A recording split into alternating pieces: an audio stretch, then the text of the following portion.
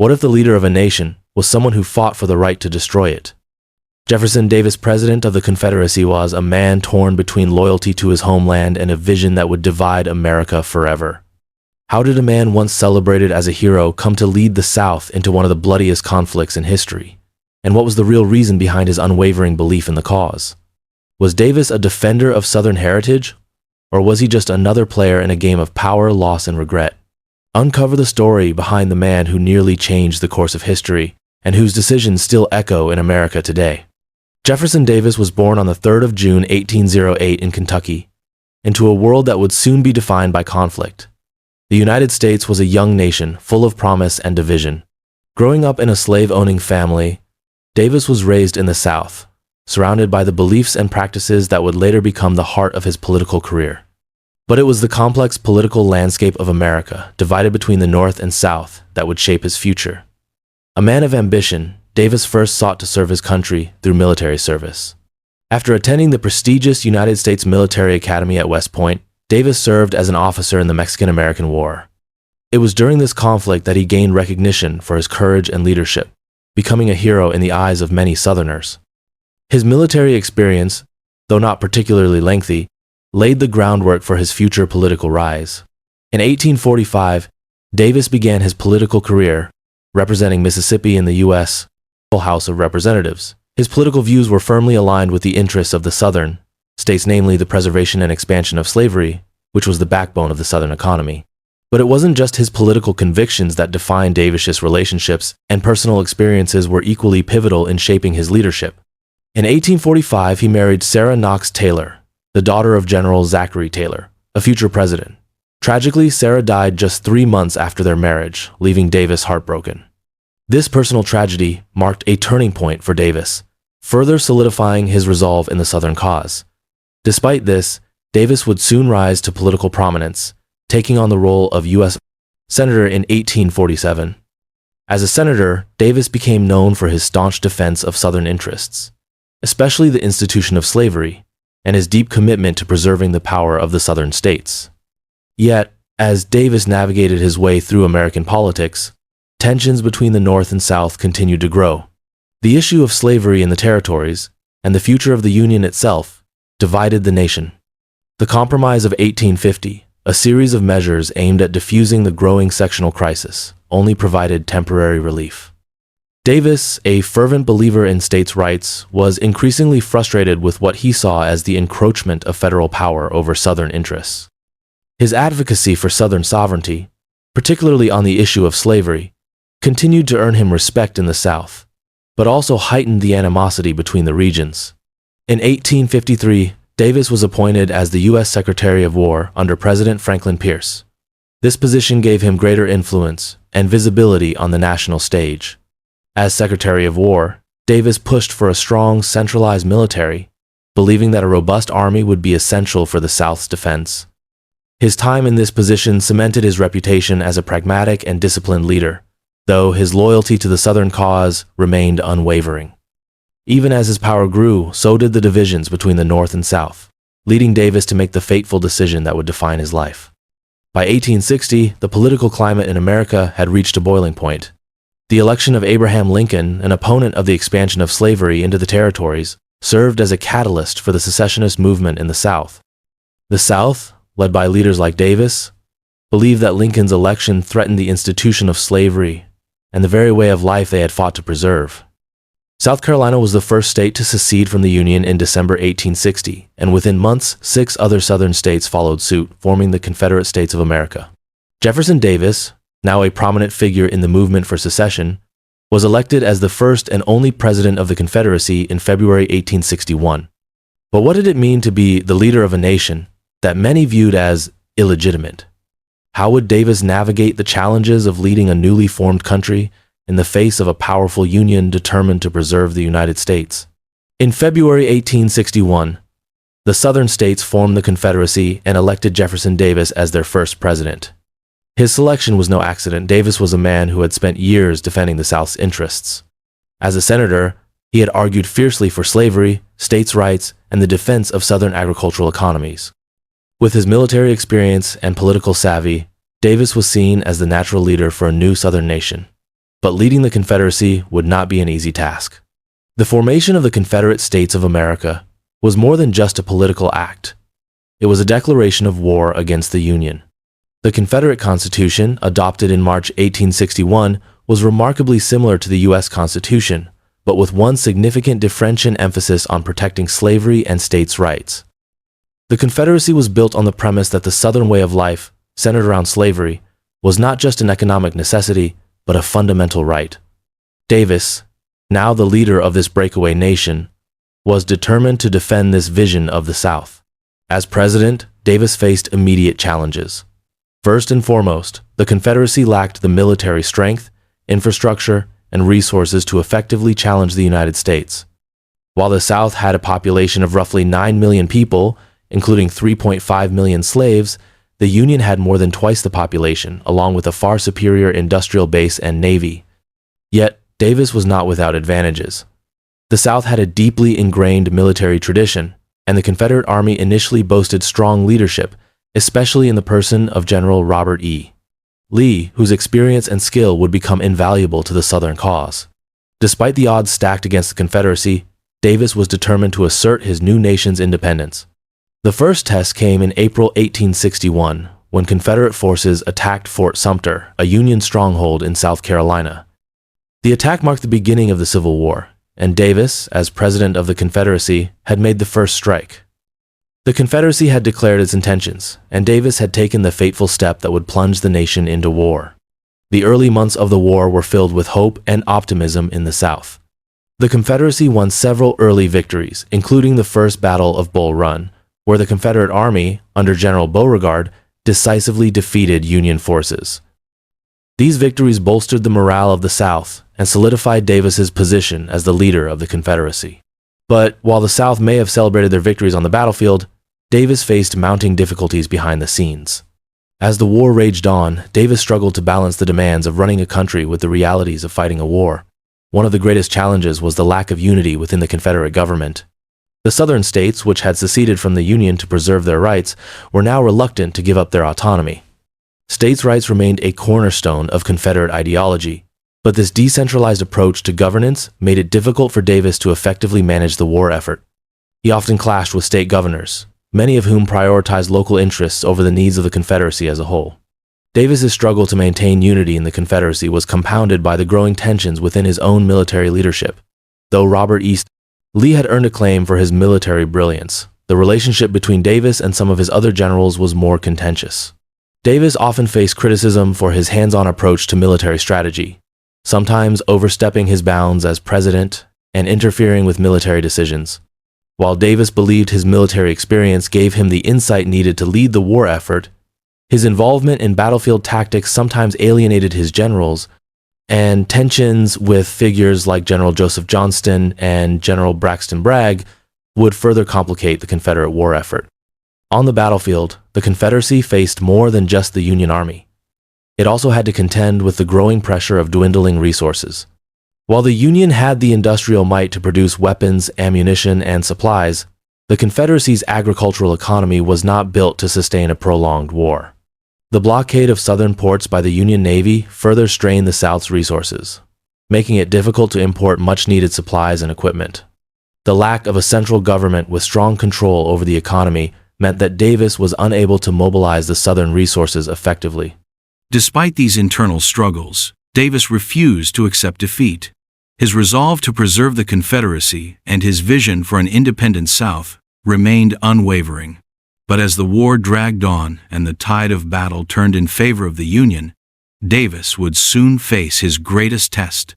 Could he sustain the Confederacy in the face of overwhelming military and economic challenges? Or would the nation he had worked so hard to build fall apart under the weight of war? As the war entered its second year, Davis's leadership would be further tested by the Union's escalating military campaigns. General Ulysses S. Grant, leading the Union Army in the West, began to make significant advances. The Confederacy's losses mounted, and its military leadership was stretched thin.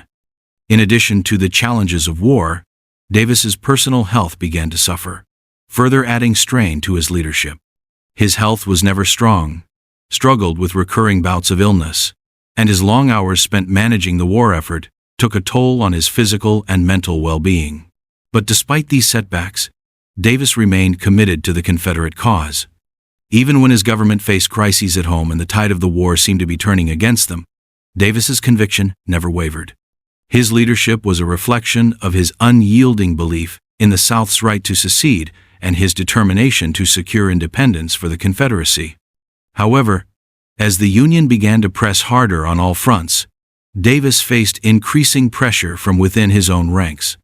Would his leadership be enough to stave off defeat, or were the forces of the Union simply too powerful for the Confederacy to withstand?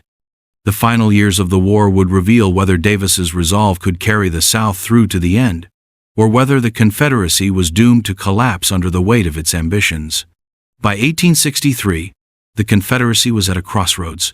Jefferson Davis, despite his unwavering determination and leadership, faced an empire that was beginning to crumble under the weight of war. The Union's strategy of attrition was slowly choking the life out of the South. The Union Army, with its growing numbers and industrial advantage, was gradually squeezing the Confederate forces. Major defeats at Gettysburg and Vicksburg in particular represented significant turning points in the war. These losses not only weakened the Confederate military, but also shattered Southern morale. At the Battle of Gettysburg in July 1863, General Robert E. Lee, one of the South's greatest commanders, suffered a crushing defeat. Lee's decision to invade the North, while bold and ambitious, proved disastrous. The battle ended with the Confederate Army retreating, and it marked a decisive shift in the war. The Confederate forces, despite their tactical brilliance in earlier battles, were now struggling to hold their ground. The Union Army, led by General George Meade, had dealt a serious blow to the Confederacy. The defeat at Gettysburg, combined with the Union's victory at Vicksburg, where General Ulysses S. Grant captured the Mississippi River, effectively split the Confederacy in two. The South's strategic position was weakening. The loss of control over the Mississippi River was particularly significant. It severed vital supply lines and made communication between the Confederate States increasingly difficult. Despite these defeats, Davis's resolve remained firm.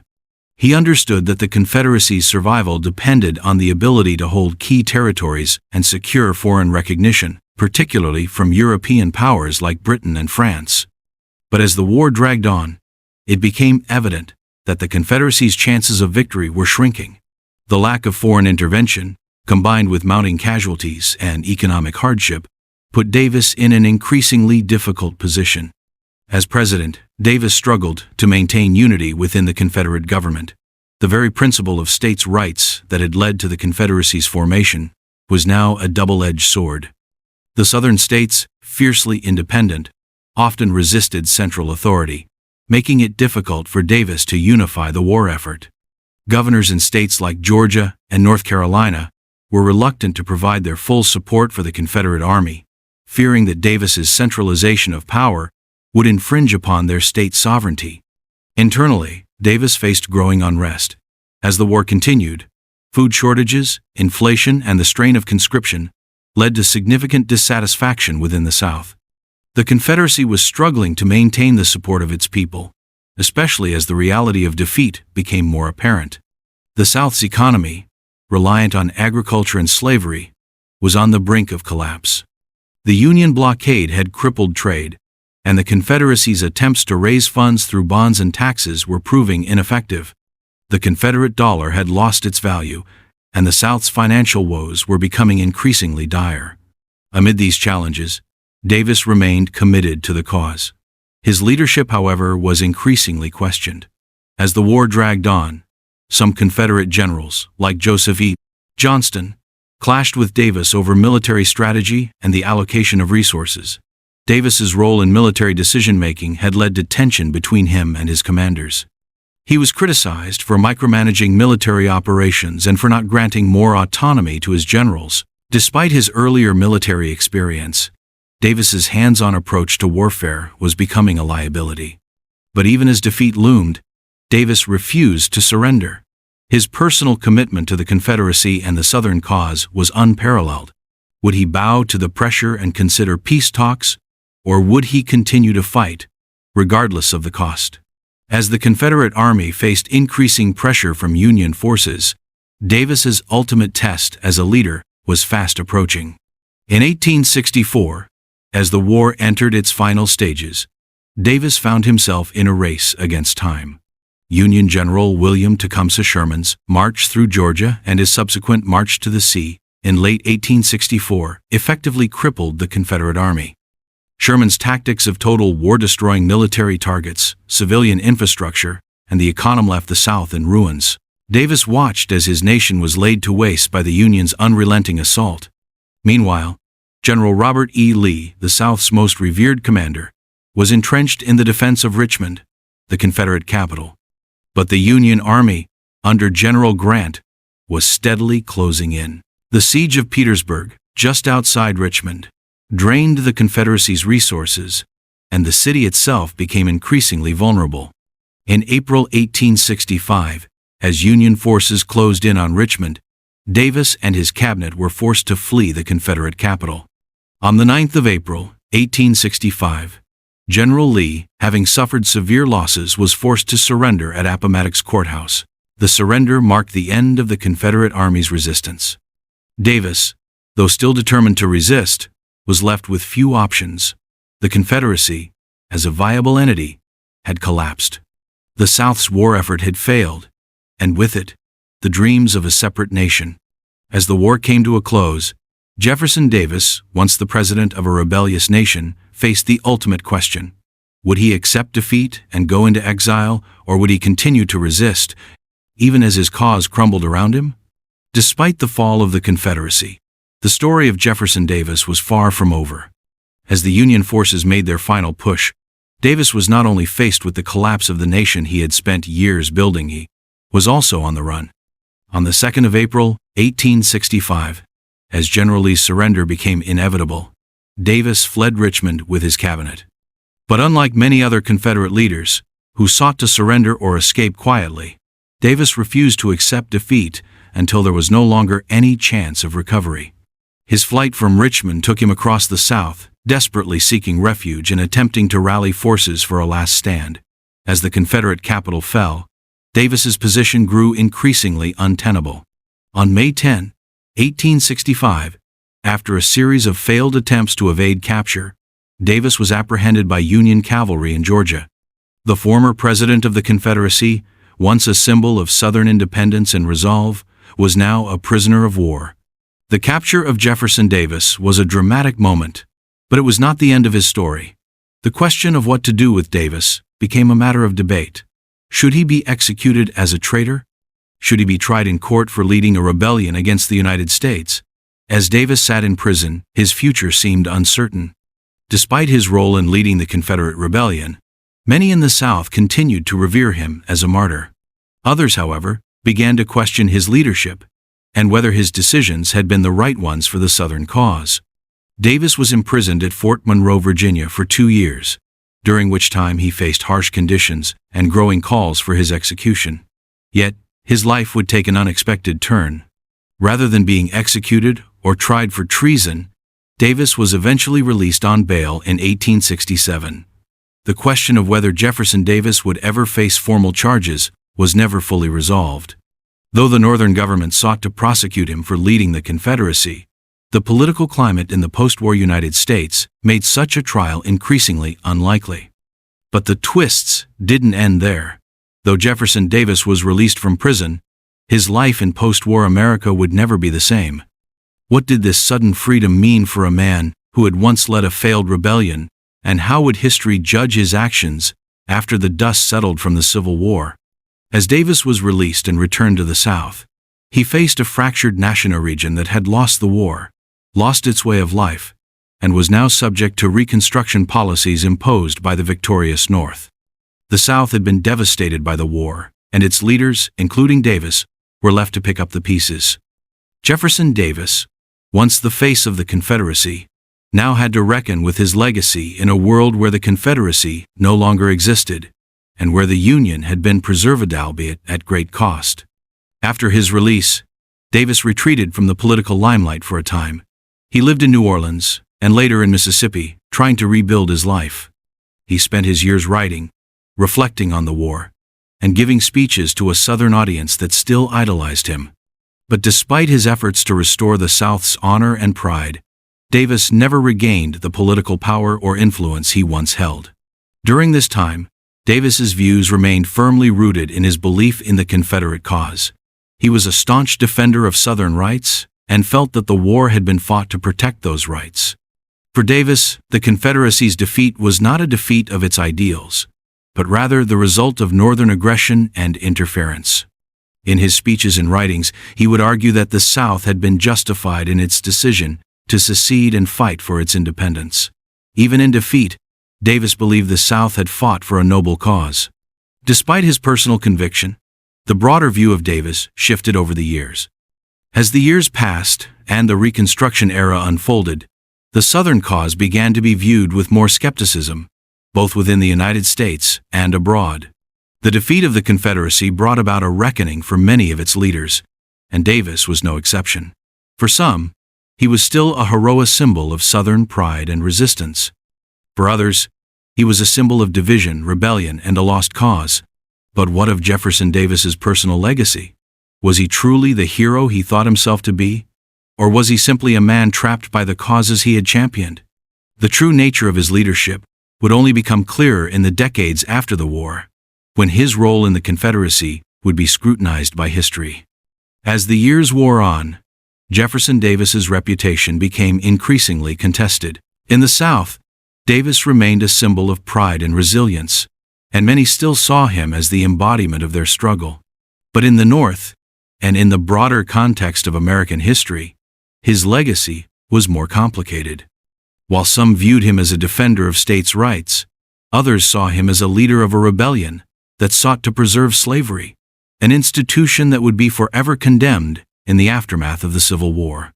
Even in the 20th century, Davis remained a controversial figure. Statues of him were erected in Southern cities, and his writings continued to be studied by those who saw the Confederate cause as worthy of honor.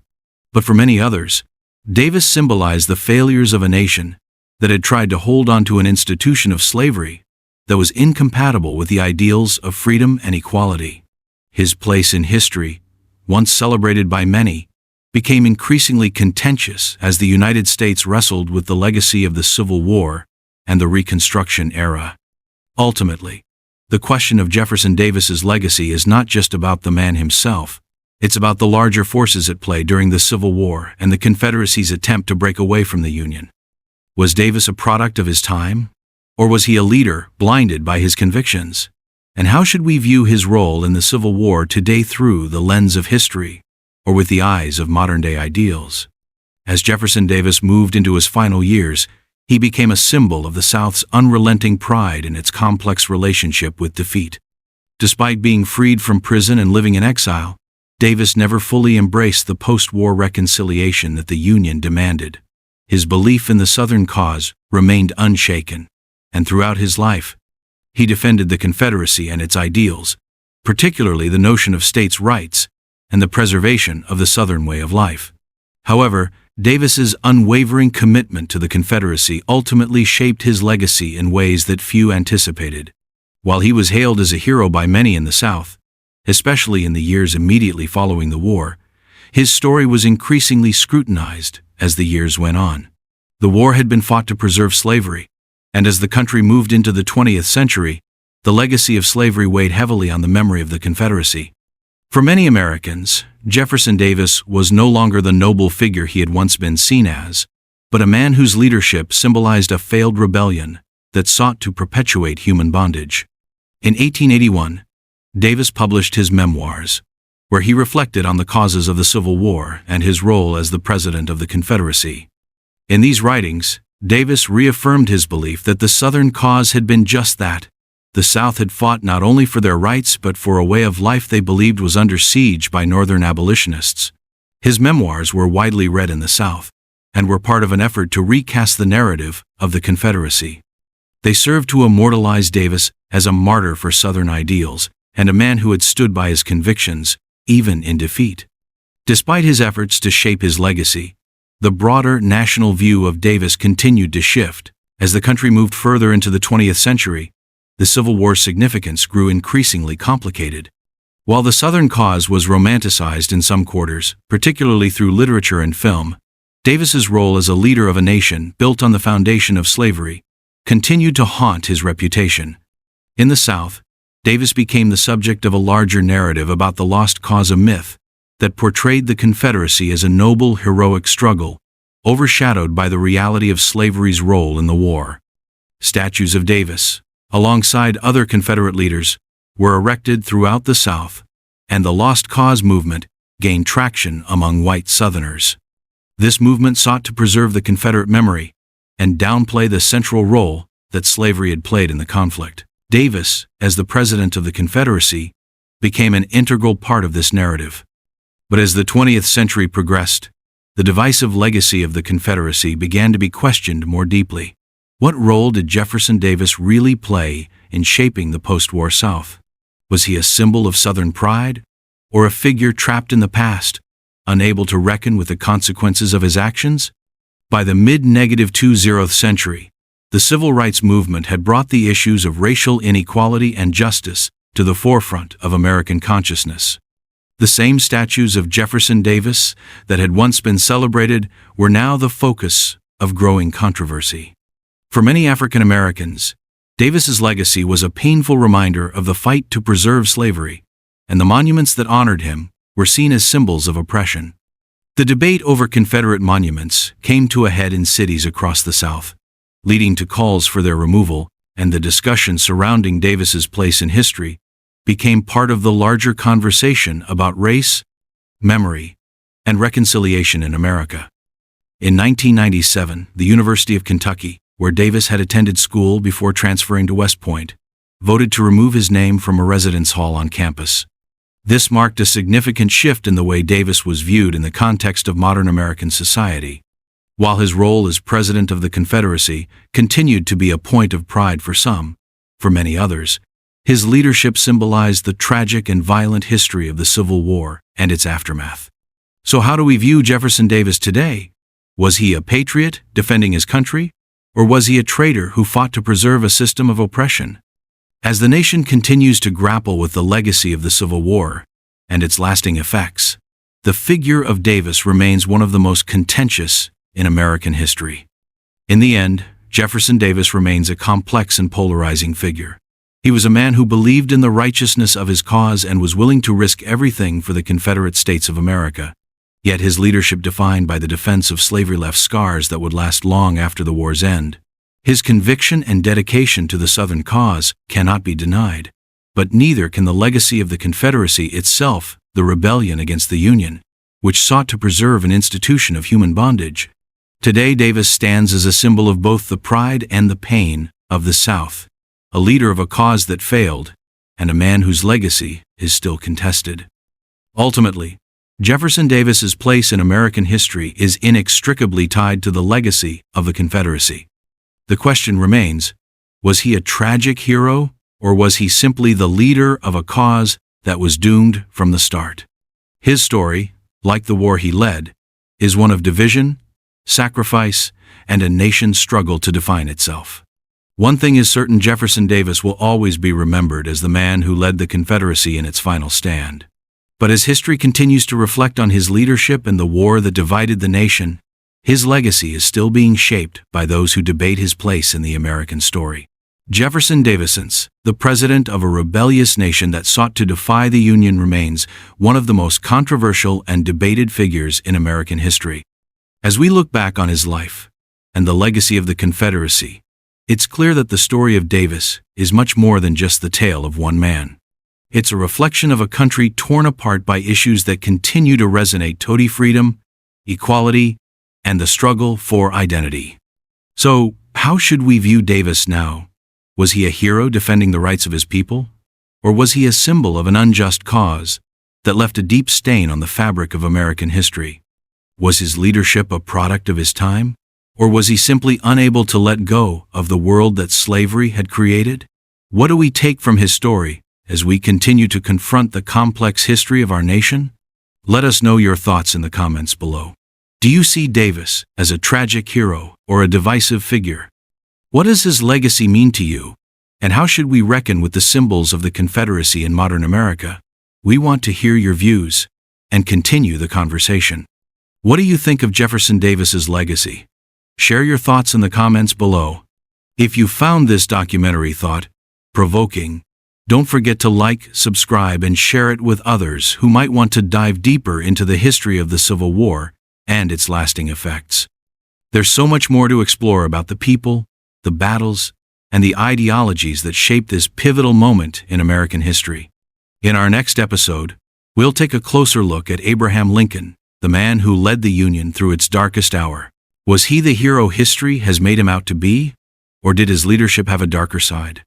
We'll examine the complexities of Lincoln's presidency and the legacy of his decisions during the Civil War. Don't miss it. Like, subscribe, and hit the notification bell to stay updated on our latest videos.